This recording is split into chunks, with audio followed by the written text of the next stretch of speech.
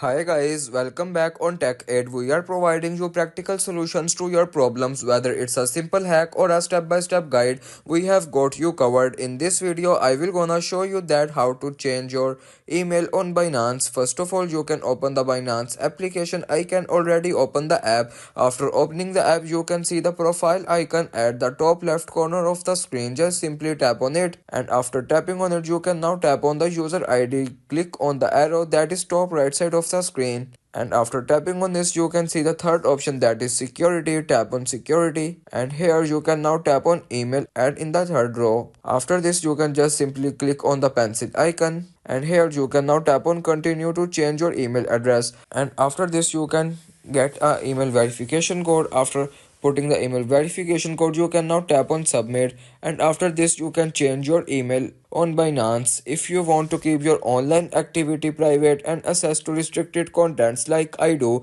trying using a VPN. It's secure, easy to use, and makes a browsing safer. The link to buy is in the description below. If this tutorial helped, don't forget to like the video and subscribe for more practical solutions. Got questions or need extra help, drop a comment below and we will be happy to assist. See you in the next one. Thanks for watching.